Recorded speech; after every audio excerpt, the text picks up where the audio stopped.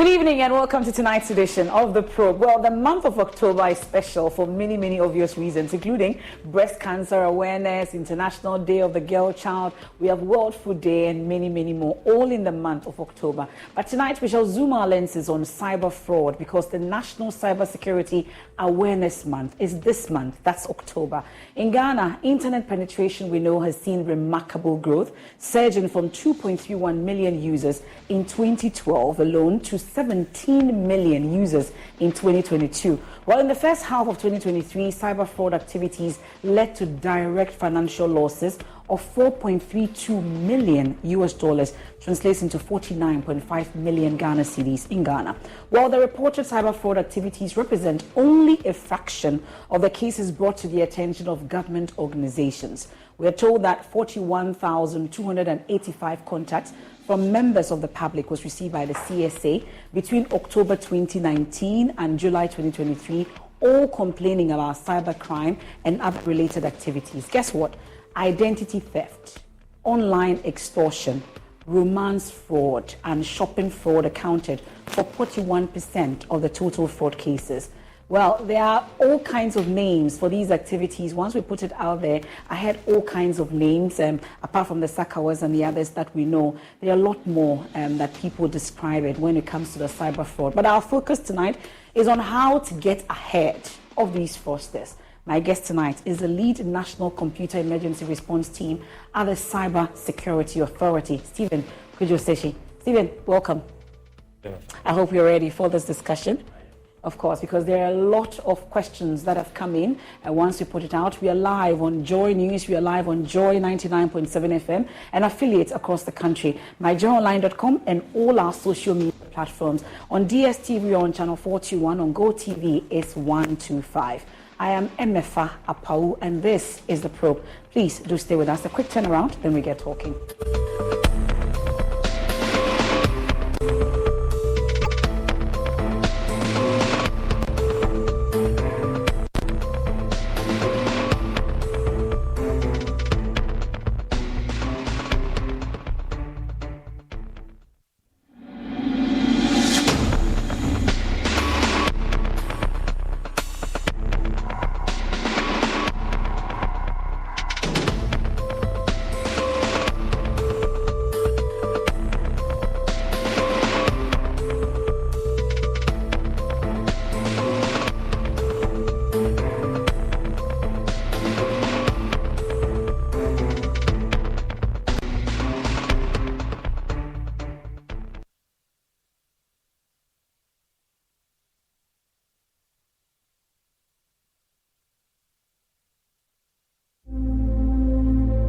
Imagine a family without a home.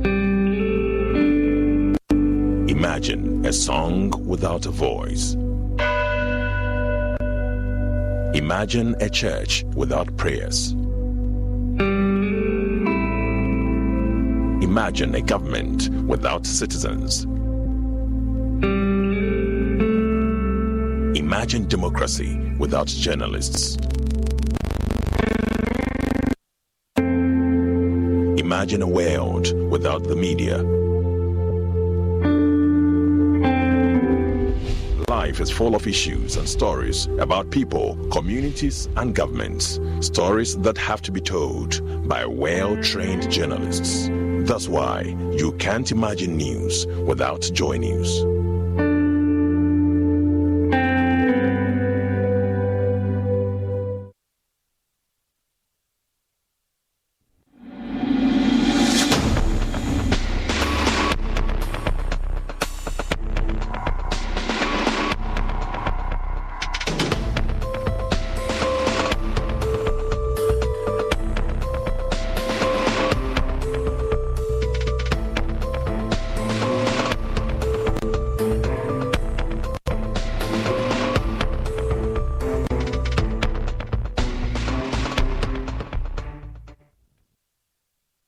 Welcome back to The Probe here on Joy News. We are also on Joy 99.7 FM together with affiliates dotted across Ghana's 16 regions. MyJoyOnline.com and all our social media platforms. All you have to do is to send us a message with a hashtag The Probe. Tonight we are focusing on cybersecurity, and it is the Awareness Month, and we're starting October with cybersecurity awareness. And Stephen Kujo-Seshi, like I told you, is my guest tonight here on the program. I'm pretty excited about this discussion because I get to know all about it. Welcome once again. Thank you. Okay, well, let's talk about the Awareness Month itself. I know that since 2017, your authority has been leading this particular Awareness Month. Really, what does it entail? Right, thank you, Mefa. So the Cybersecurity Awareness Month is one of our flagship programs, and basically it's a month where we focus on all things awareness around cybersecurity. So if you look at our history, how we've evolved to where we are, we identified the capacity of our citizens to recognize cybersecurity threats as a weakness. So in 2018, we completed a survey with the University of Oxford and the World Bank, which basically did an assessment of our entire ecosystem. We spoke to private sector, public sector, looked at, did general interviews, and basically identified that Ghanaians, we trust a lot. And therefore, our ability to respond to cybersecurity threats was a bit low. So they put it down as an improvement point. So based on that, in 2018, we launched a strategy around awareness. So we identified four pillars. We talked about government, businesses, children, and then there's one more. There's a fourth one. Okay. So around those elements, in October, we try to focus on all these. We have several kinds of programs, awareness creation programs, there are workshops and the like. So that's what October is about. Tomorrow we launch for 2023. We're going to have distinguished ministers. With our sector minister, Ministry of Communications and Digitalization will be there. Minister of Information, Minister of National Security, as well as some distinguished external guests will be there to kick it all off. The whole month is busy. Oh, it's a whole month. Yes. Every week there's something happening across different sectors. We'll be touching government, we'll be touching private sector, we'll be dealing with children, and all that. Well, but children, I'm very interested, at least government, business, children. I see that there's a lot of questions around government and businesses, at least individuals. But children, really, how is it looking like? Okay, so children are an important part of our strategy as a cybersecurity authority. In fact, if you look at the Cybersecurity Act, Act 1038 of 2020, there's a whole section that speaks to protecting children online in terms of sharing of indecent images or intimate images of children and the like, and there are very stiff penalties around it. In the authority, we have a whole division that's devoted to what we call child online protection. So they do work around the awareness creation, going to schools to engage them, to educate them on cybersecurity best practice, what they should do, what they should not do. They also interact with, so when there are cases that are reported to the authority through our point of contact, they work to resolve those cases. They need to investigate if there are prosecutions required. They champion it with the necessary evidence. So it's really are we having more and more children falling prey to this cybersecurity fraud and activities over the period, you would say? Well, it's you hear it now and then. We probably see more of the other types, but it comes. We've seen a lot of instances where in schools, unfortunately, maybe a young lady gets convinced by someone who she thinks she likes. The person takes photos of her. She's a minor. Then the next thing you know, they're either sharing it with other people or they've posted it somewhere. We've seen some instances of such cases, and each time we are deeply involved in trying to resolve such. Okay. Well, but what's the data looking like over the period when it comes to cybersecurity fraud in Ghana? Okay. So we just ended a quarter, so I can look back a year from quarter 3 all the way 1 year back. We've had about 14,000 engagements. So our point of contact, let me talk about that before I move on. So our point of contact is a mechanism that is mandated by our act that allows us to interact with the public, basically offer them a service in terms of reporting cybercrime. So we offer a voice line, 292, SMS, also 292, a WhatsApp line, 050-160-3111, an email address, reports@csa.gov.gh. These channels are available for anyone in the public to report issues. And when those reports come, we have a team that responds to it. 24/7 we are there. We'll pick your call, we'll respond. Okay. Now from those interactions, in the past year, 14,000 cases 14,000 calls have come in. Out of that, around 1,200 of them are actual incidents. So that means something has actually happened that we need to look into. So that's about 9%. The rest turn out to be what we call advisories. So you might call us and say, well, I see this so-and-so link. It says this. Should I click it or not? We'll take your info, we'll take the link, we'll analyze it, and can come back and tell you, okay, MFA, please stay away from this. Well, there was one link, for instance, that was going around about getting free BA tickets and all that. I don't know if that was also brought to your attention. Like, when we see such links, what are we supposed to do with it? So there are a few things you can do. If you are that savvy, there are links, there are services online that you can use to check whether that link is malicious or not. So there's one offered by Google called Virus Total. So you can take a link, go and paste it in the form there. They have a series of tests to run against it and then tell you, okay, MFA, this is malicious, don't continue. But if you're not sure, just call us. We'll do the work for you and give you an answer. Okay. Well, one key one, I'm sure you're not new to this, Momo fraud in particular. There are concerns about whether the Cybersecurity Authority is very much alive to the increasing cases of Momo fraud and what exactly the authority is doing about it. Okay. So Momo fraud, so let's say it's a multifaceted problem, but the key challenges around us as the users of the service. It's a system. It's helping our digital growth or facilitating payments and stuff like this. But then what you've got now are people who are in the system and they try to manipulate you to release your PIN or authorize payments that you did not actually go for. So we tend to, as an authority, we tend to focus on the education part. Because the systems have been designed, there's procedures for how you do transactions. You must protect your PIN. Don't give your PIN to people. But you find that someone will can call an individual, give them some storyline. Somehow they get lost in the story and they hand over the PIN. And then the person is gone. Or in some cases, some of the service providers, they can send you a prompt for you to accept by entering your PIN. Right? Yeah. So they call the people, give them some storyline. Oh, we are authorizing this, or just check this, and then please enter your PIN. We are fixing this problem, something like this. They give you a story, and then you release your PIN. So there's the human side of it, and we call it social engineering. So basically, they are playing on your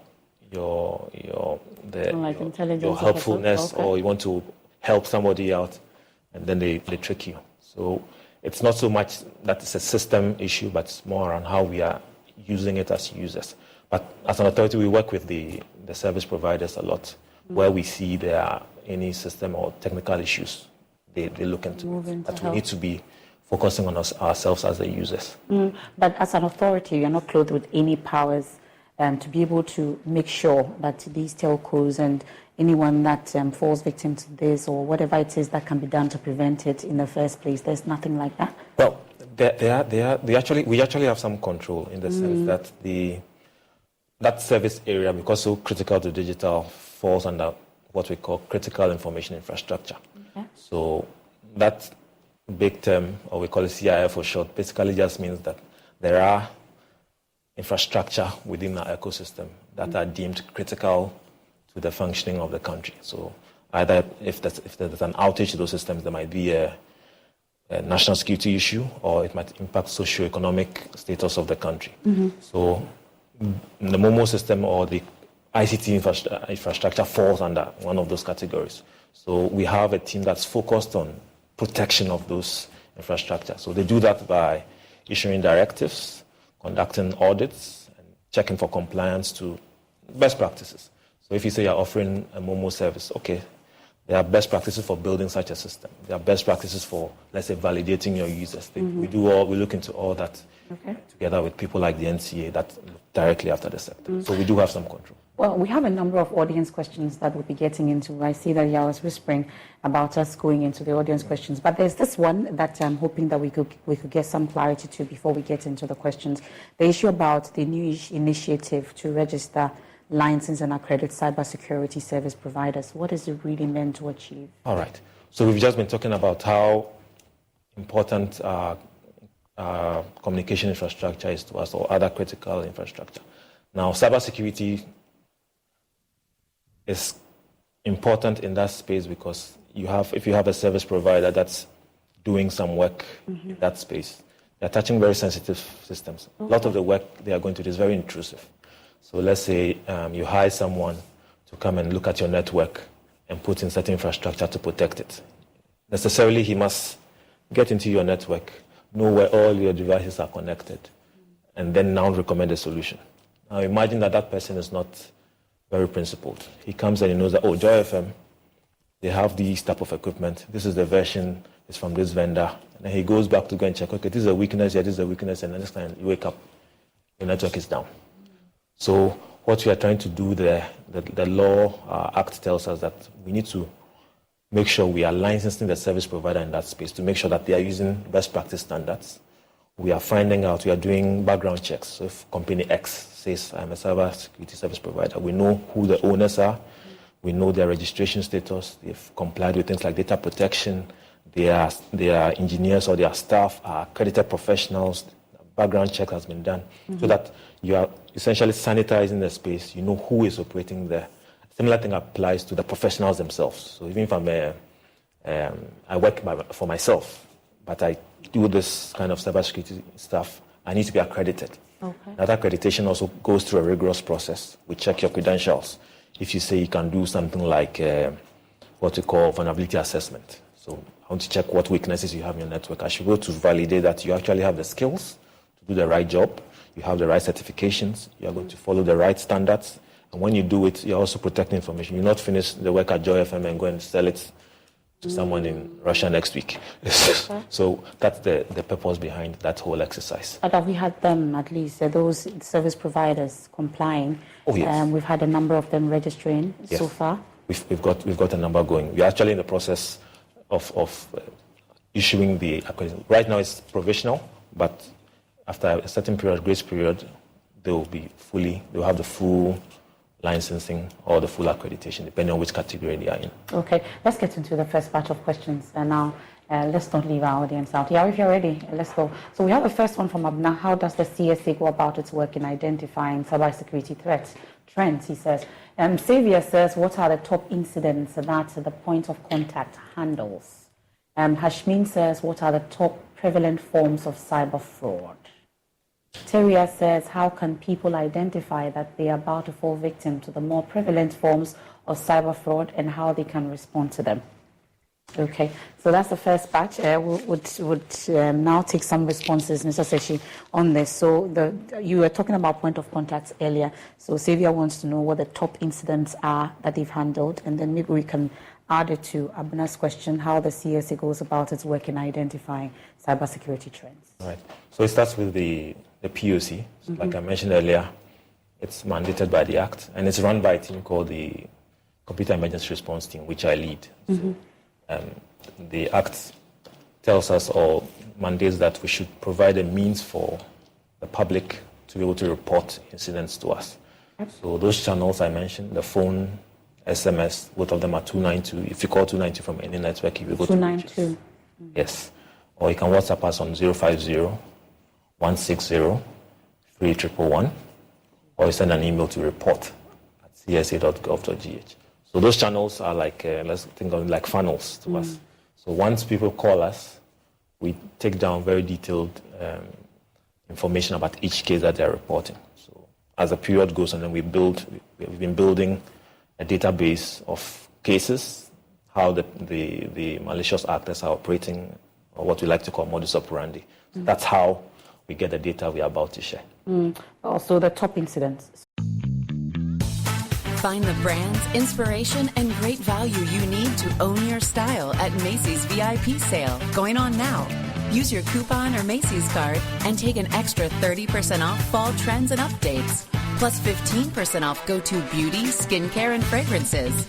Plus shop specials and find great deals on top brands at Macy's VIP sale. Savings off regular sale and clearance prices. Exclusions apply. Wendy's new breakfast 2 for $3 Biggie bundles let you create your own delicious combo. Choose from a sausage biscuit, egg and cheese biscuit, small seasoned potatoes, and a medium hot coffee. But it's obvious which combo's the best. Sausage biscuit and small seasoned potatoes. Well, maybe it's the fresh cracked egg and cheese biscuit with a medium hot coffee. Or 2 savory sausage biscuits. Whichever you pick, you can't go wrong. Choose wisely. Choose Wendy's new 2 for $3 Biggie Bundles. Limited time only. U.S. price and participation may vary. Not valid in a combo. Single item at regular price.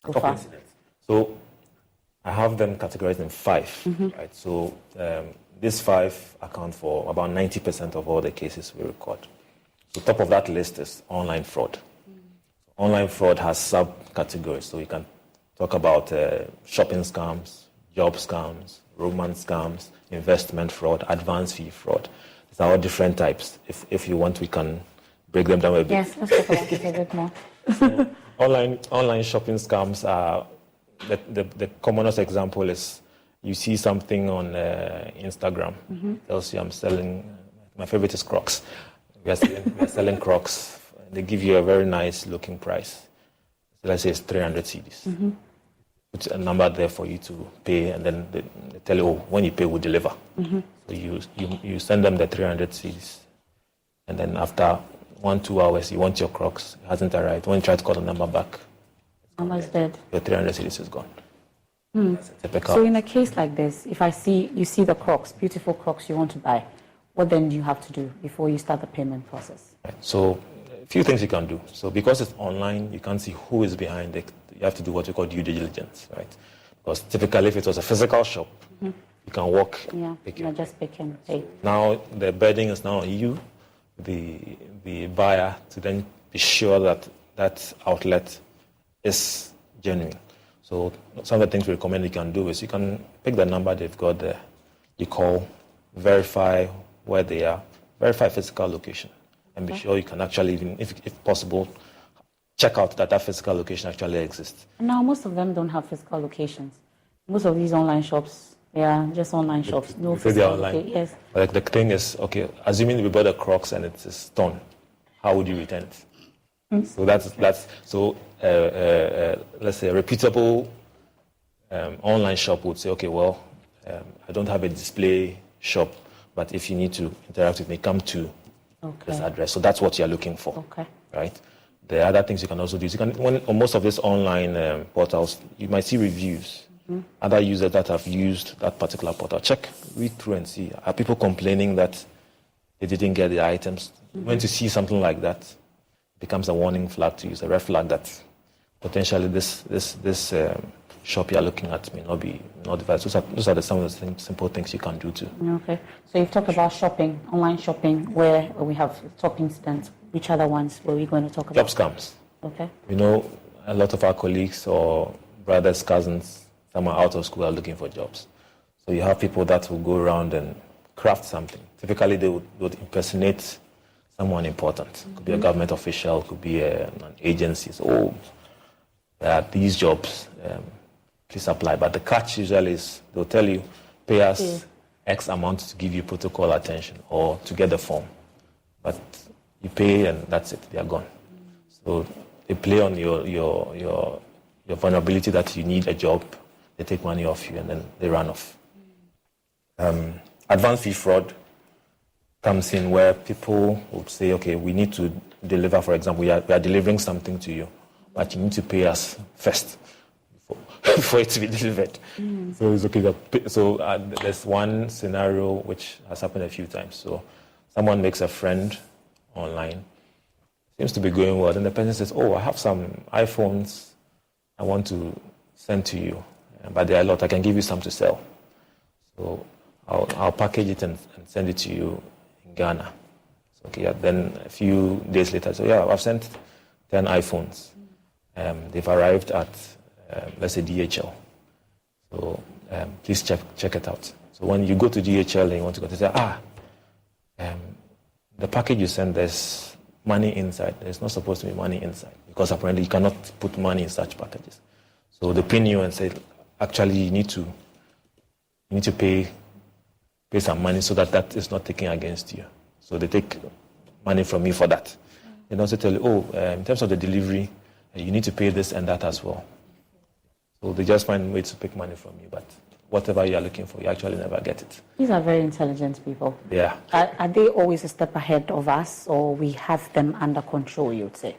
Well, it's up to us as the users. Okay. If they engage you and you allow them, you are likely to fall victim. So some of these tips we are giving us is for you to be aware, pay attention when someone calls you, especially people you don't know, people you just met online. You don't know the person physically.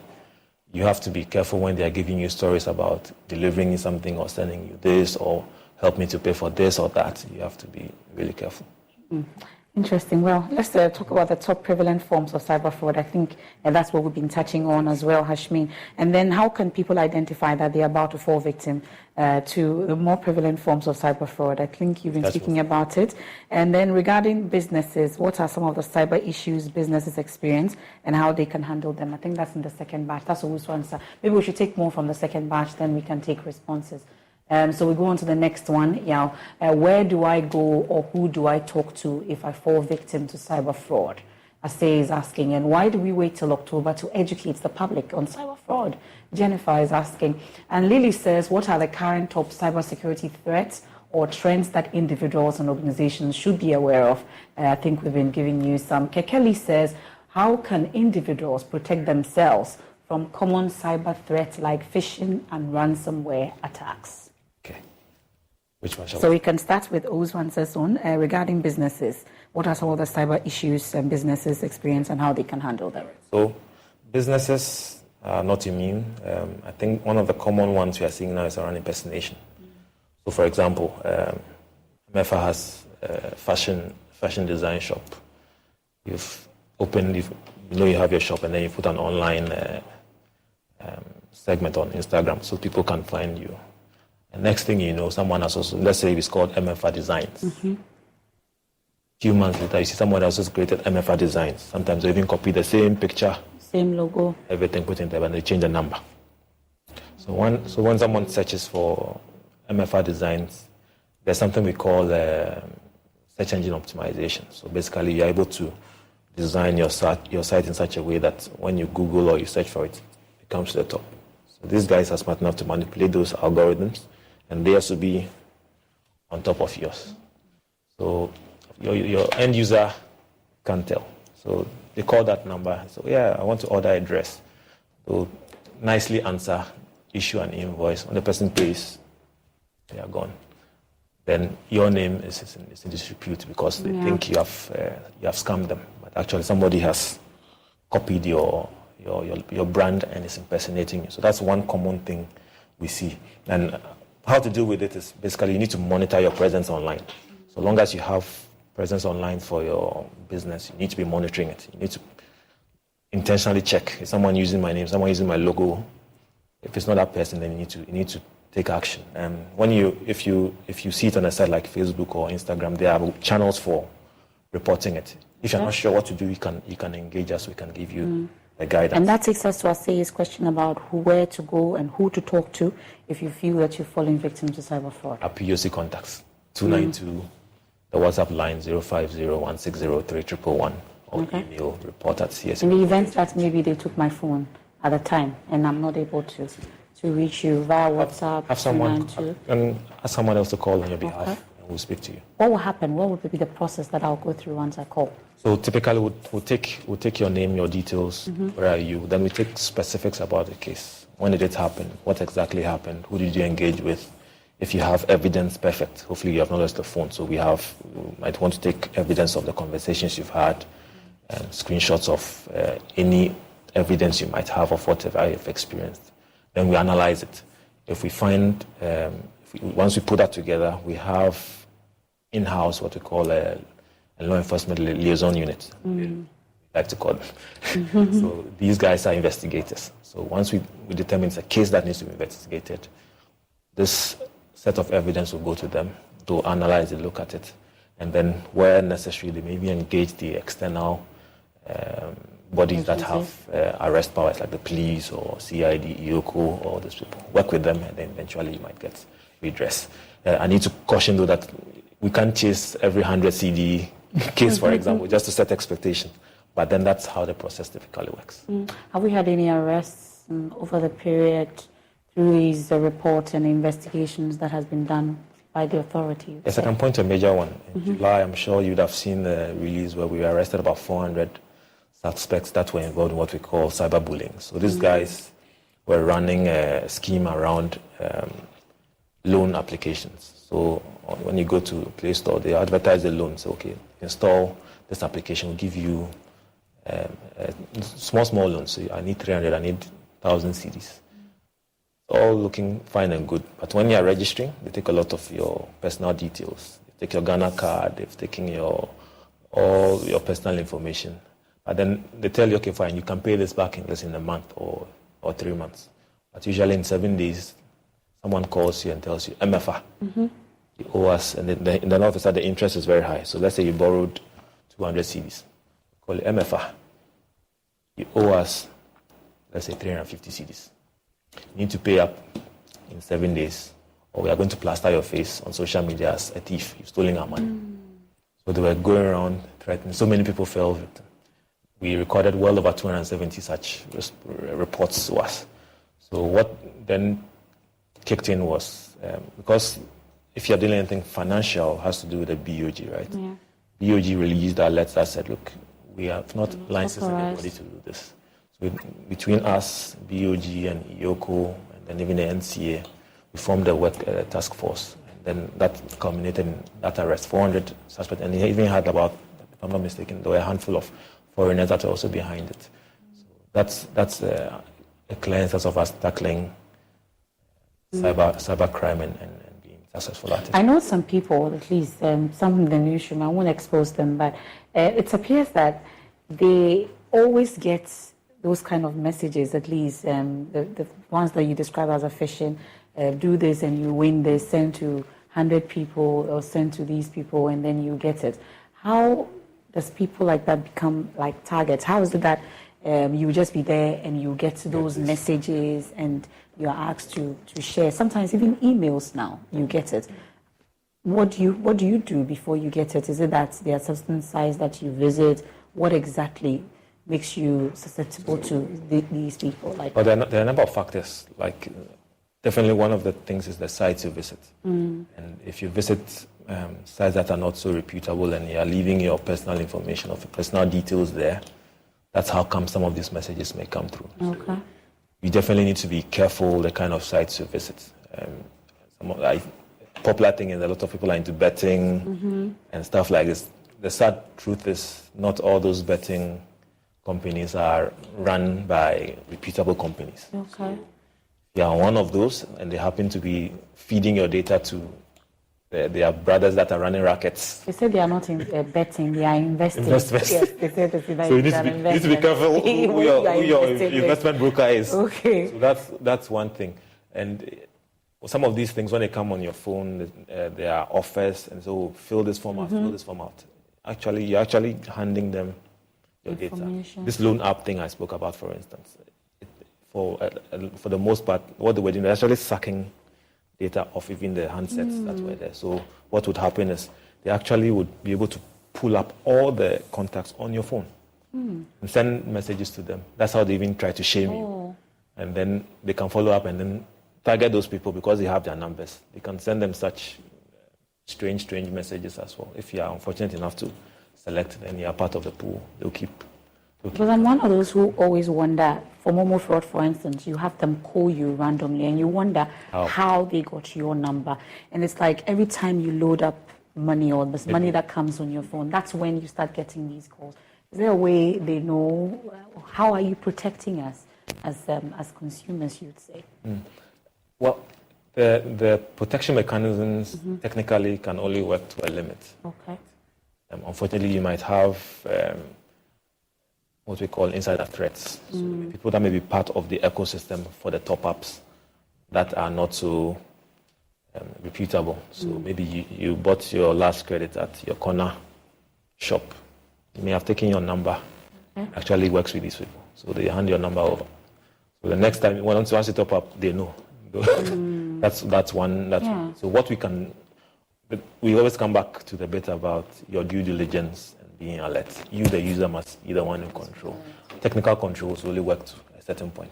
Technology in itself is not evil, but it's the users that are making it evil. So you have to be alert. So that's for mobile money, at least. If you're using mobile money, you have to be alert. But Jennifer wonders why we wait till October to educate the public on cyber fraud. I guess it's not just October, is it? October. Actually, one of the key things we do with the data we gather at the POC is actually release alerts.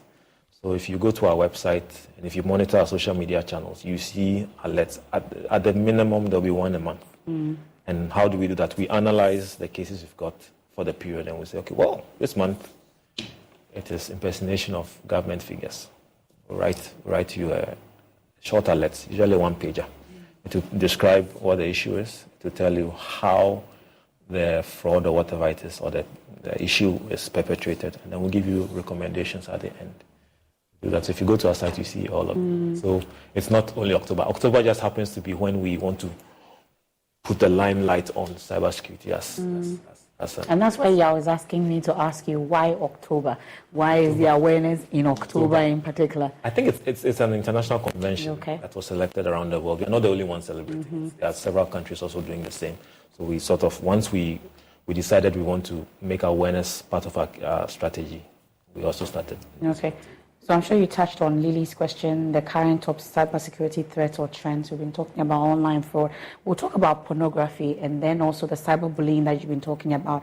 But Kekeli was also asking how individuals can protect themselves. You've been talking about it from phishing and ransomware.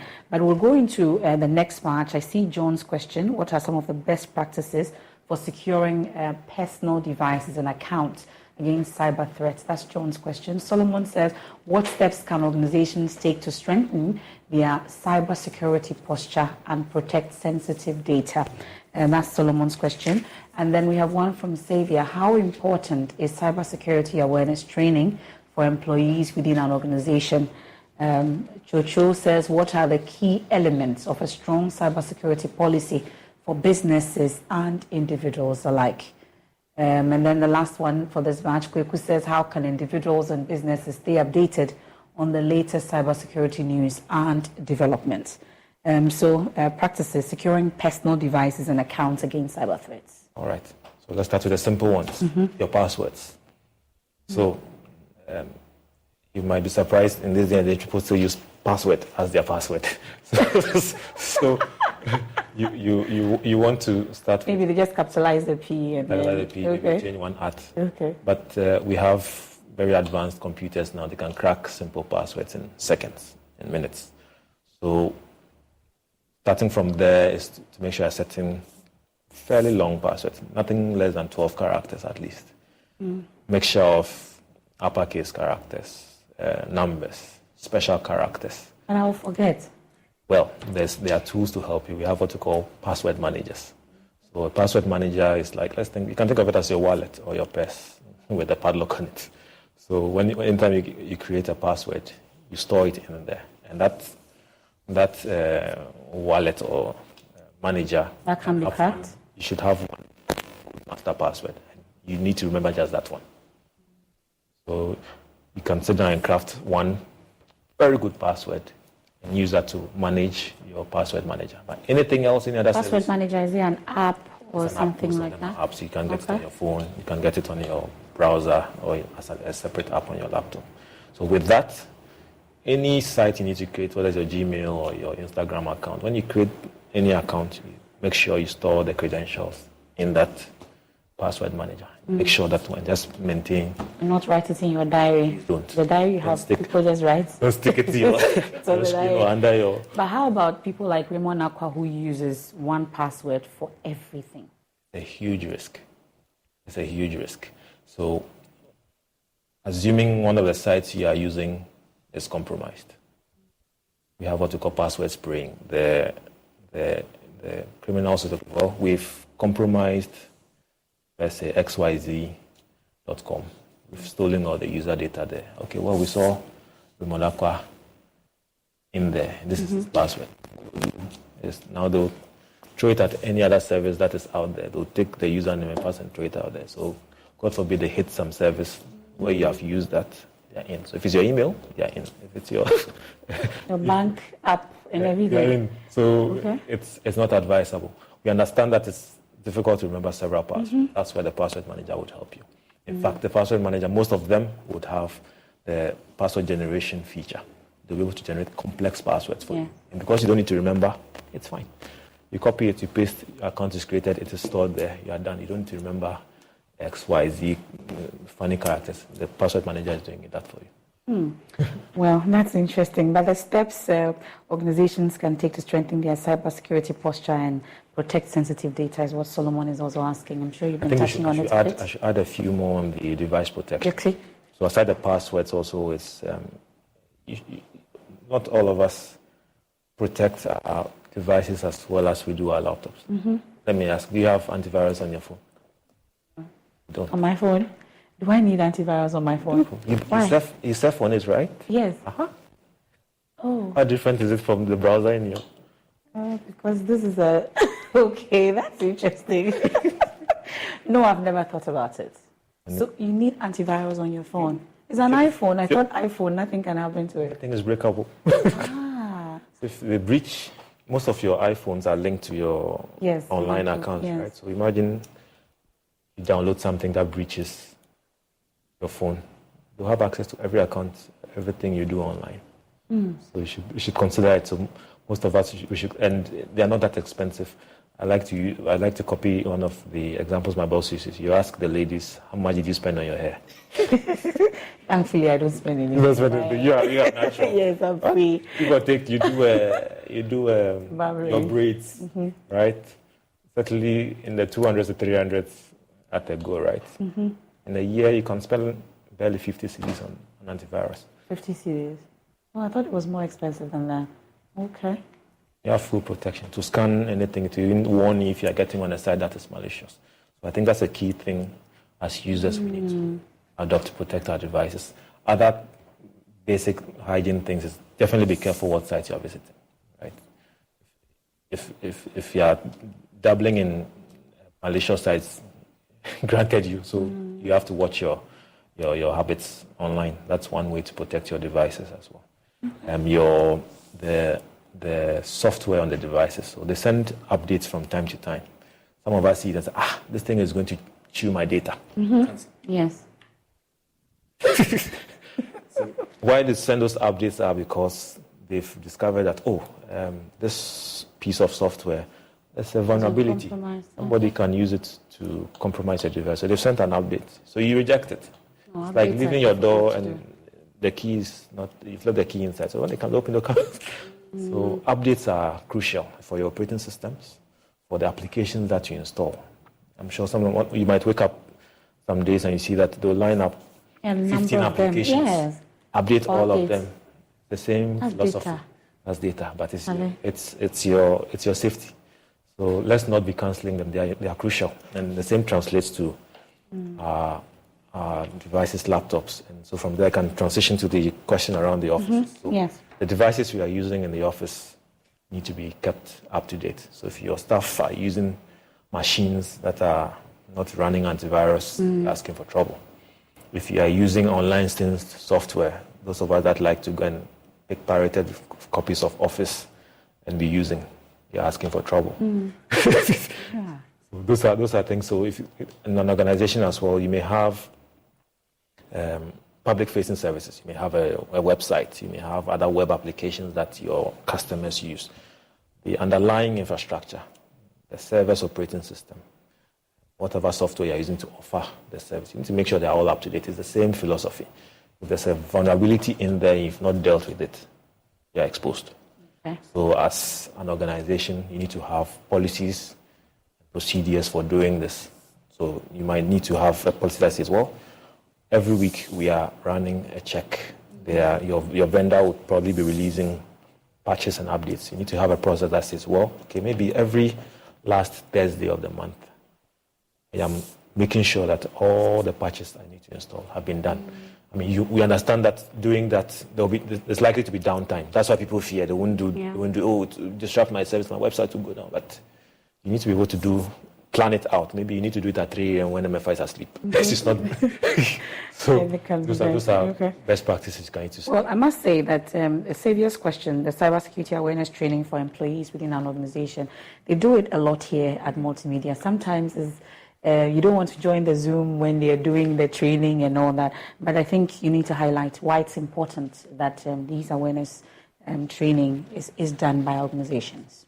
So earlier I mentioned that technology in itself is not really evil. It's the users that are behind it. Yeah. Now, in any system, usually we'll talk about people, processes, and the technology, right? So let's say your technology is fine. Granted, your processes are fine. But if your people are doing the wrong things, the whole set is useless. Something will go wrong. Something bad will happen. Okay. So the thing about human beings is if you tell them 1, 2 weeks later, they forgot. So you need to keep reminding them. Aside that, the IT space evolves very quickly. Exactly. Changing. There are new services, there are new features, there are new applications. And it's not all the time you can really understand whether this is good to do or this is not good to do. So you need to refresh, okay, what's new out there that potentially could harm my users or harm my staff? And you use these sessions to do that. That's why it's important. Keep hammering home the best practices. Talk about passwords. We're talking about passwords for years, but people are still making the same mistakes. Yes. Update your antivirus. It sounds very nice in the ears, but people don't do it. So you have to keep doing it. Sometimes you have to in organizations, you may even have to run like tests. So let's take the phishing. We mentioned it. So phishing, someone sends you an email pretending to be someone else. They are usually malicious links. You click on it, you get infected with something. Whole system. Done. Okay. How would someone recognize a phishing email? You have to show them some characteristics to look for. What should I look for? Okay, so some of the simple ones is you need to. So someone says, I'm sending a mail from Microsoft. Check the spelling of the Microsoft, the domain. Maybe they left out an O or they made a double T. Okay. So, but then in the title, the message title, they say this is an email from Microsoft. You need to check the email. Sometimes they can even manage to mask the actual email address. So you need to go and put your cursor there and see what actually comes out. You might find it is actually some gibberish at some site in China or North Korea. Okay. Right? So how would people know this if you don't run those? So that's when you can do. So in some organizations, what you take it a step further. After doing the training, next time is a simulation. We'll send a dummy email and see how many people click it. So then you test, so people will know that, I need to be alert. It's not let's join the thing. We join it and then we go and sit somewhere and not listen. We'll test it. Okay. Some organizations, if they find that you're actually not paying attention, it can be an issue. So you need to make sure people pay attention. Yeah. Well, I think Chocho's question should have been answered. It says the key element of a strong cybersecurity policy for businesses and individuals alike. You want to add more because I think you basically touched on it. And then Kweku also says, how can individuals and businesses stay updated on the latest cybersecurity news and developments? Okay. For sure, you can keep an eye on our website and the social media handles because we'll be releasing alerts and advices. We even release technical advices. So for sometimes when we see something that is quite urgent in terms of what might impact businesses. So we know people use web servers, they use maybe Office. Sometimes we pick up from our threat intelligence activities that, this specific vulnerability now exists. And you need to patch it now. Okay. We'll release an advisory and we'll put it out there. So if you monitor as you see it, as a professional, an IT professional, you may also want to subscribe to other external feeds as well. That will also help you to keep up to date. Well, we'll do another batch at this point. I think I see Laura's question. Are there specific tools or resources you recommend for enhancing cybersecurity awareness and protection? And also, Malcolm says, what role does encryption play in safeguarding sensitive information online? And then this one from Nixon, how can individuals and organizations respond effectively to a cyber incident or breach? I'm sure Nixon is looking for free consultancy at this point. So let's start from Nixon's question. Individuals and organizations responding effectively to a cyber incident or breach. Okay, all right. So responding to an incident starts from your preparation for it. And that preparation includes some of the stuff we've touched on. So, for example, do you have policies around how you manage your software? the versions, your updates? Do you have policies around how users are even onboarded into your organization? So some organizations exist where if we hire you, just walk in, then we give you a machine. Nobody actually would register you in a system. You came in this date, these are your details, this is the machine you've been assigned, it is properly logged into a system that actually has your credentials, it's left. So if something happens, if let's say my system here is not registered in my name properly, and something infects it, IT people have no way of knowing the source of where the breach is happening. I think I must commend our IT team here at Multimedia. They do that very sharp. They're sharp. Okay. So those are some of the preparatory steps. You've got your antiviruses in place. You've got such policies running. Now, the other thing you need to top it up is what we call an incident response plan. Now, that plan simply says, okay, if XYZ happens, let's say we have a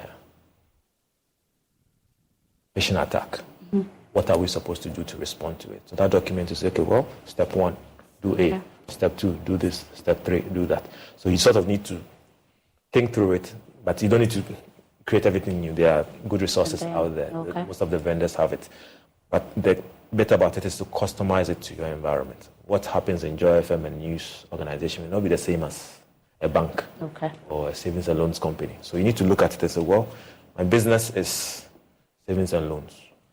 This is how my business operates. And therefore, if this incident happens, these are the steps we need to take. You may not have all the same people that will respond, but you need to know who will respond or who will do what at what time. And then you need to then go one more step. We've got a plan for responding. You need to test it. So we do what we call simulations or cyber exercises. So we pretend that 2nd October, when we came to the office, there was an email blast. We have a phishing attack. What do we do? So you sit your team down, okay? And see how. MFA, what will you do? Okay, I would call the help desk with this and that. Okay, help desk, what will you do? We'll look at it. Okay, it's coming from MFA. We've got 20 other incidents. We'll call the IT. So you've drilled everybody to understand. So these alerts. Yes. Okay. That's how you go about it. Okay, next thing you have it there. Encryption, the role encryption plays in safeguarding sensitive information online. Malcolm was asking. All right, so encryption is a big word for just how you can hide the data from people that are not authorized to see it. So there are various algorithms that do the job, so we'll not go there. But then in terms of if you classify anything as sensitive, then definitely need to consider encryption. Encryption can be applied in different levels. We can say, you can look at it in terms of data that you are keeping, let's say, just on your hard drive. We say it's at rest. The data is not moving anywhere. But you need to encrypt it so that if somehow that drive gets in somebody's hands, they can't see or read what it is. Okay. You can then look at also in transmission. So let's say you're using a website. You want to send your payment card, your credit card or your debit card information to pay for a service. That data, your PIN, your CVV at the back, is crucial information. Someone has it, they'll shop in your name. So if you are shopping online, that data must be able to reach your shopping outlet securely for you to do your payment. Then you close the transaction.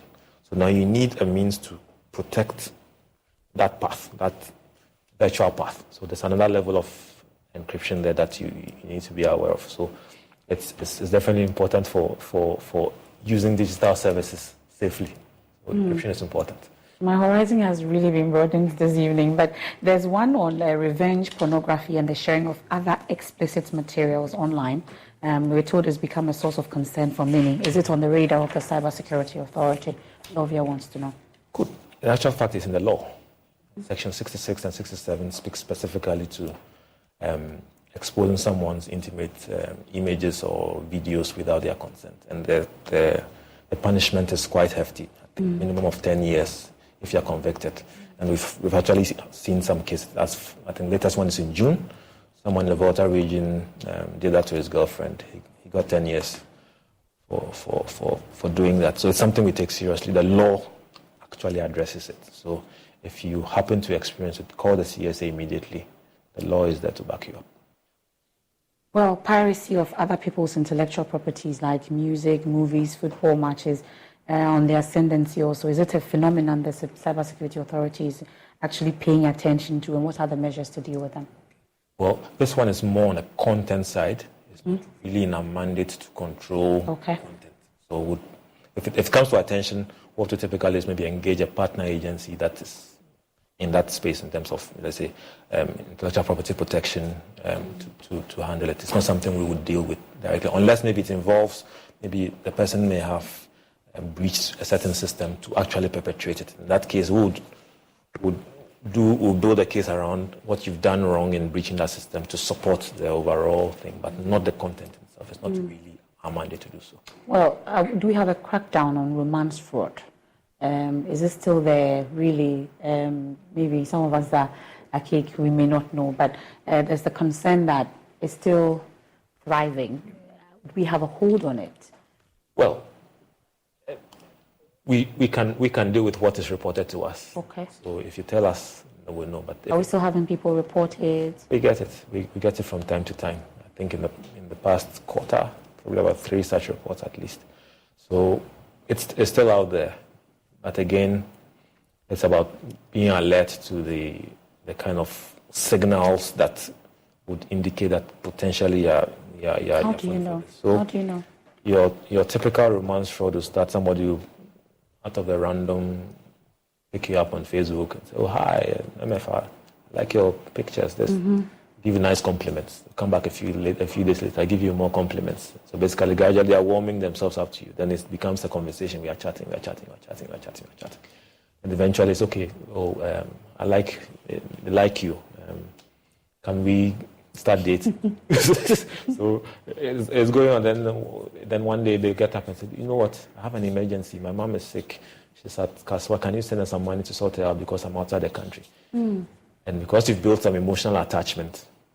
But there's money transfer from Abuchi. How should I say? For some reason, his is not working. Oh, okay. MFI's new friend, who is kind-hearted, will send it for him. So he sends it. The other thing feature is typically people never want to meet physically. Maybe even chatting for 6 months, 9 months. So let's meet there. A few minutes of time, you tell you, "I have an emergency. I'm sorry, I can't make it." So you never get to meet the person. There's a photo online, all right. Yeah. But you've never physically met the person. The thing is, how sure are you that photo you see there is it's actually the person? So you don't know. And if God forbid, you make the mistake of giving them intimate pictures, now you've opened a new door. Your sextortion can also be used against you. Wow. Well, we are wrapping up this. I was hoping it wouldn't end, but we have to wrap it up. So, Awareness Month, everything kickstarts tomorrow, and it's a whole month-long, awareness creation. Finally, what really would you want us to take away as we start the Awareness Month, rolling out all the things we need to know from tomorrow? I think that the key point we'd like to stress is cybersecurity is not something done by one agency alone. So Cybersecurity Authority will not be able to solve or cannot single-handedly solve all cybersecurity issues. It's a collaborative effort. It's a teamwork. We work with other agents. Then we actually need you, the public, to work with us. So so if you look at the awareness we are giving you, is to equip you to be better than you are now. So work with us to make Ghana a more secure and resilient digital society. Okay. Thank you very much, Mr. Stephen Seshi. We are grateful. And doors are always open to the Cybersecurity Authority. 292 is the number that you need to call, and then also 050-160-3111. Anytime you feel that you're under a cybersecurity attack. And there's also on their website, I was going to say myjoyonline.com on their website as well. CSC.gov.gh. You can also send them a message. And Mr. Seshi, thank you, and we wish you all the best. Thank you so much for joining us. I'll be away for some time, and we'll still take care of you here on The Probe. I am MFR Pao. There's more when you log on to myjoyonline.com. Radio audience, we have a Walk with Jesus. Right here, we'll have Aminiwa bringing us a lot of showbiz news. You'd want to stay for that. Thank you. Have a good evening.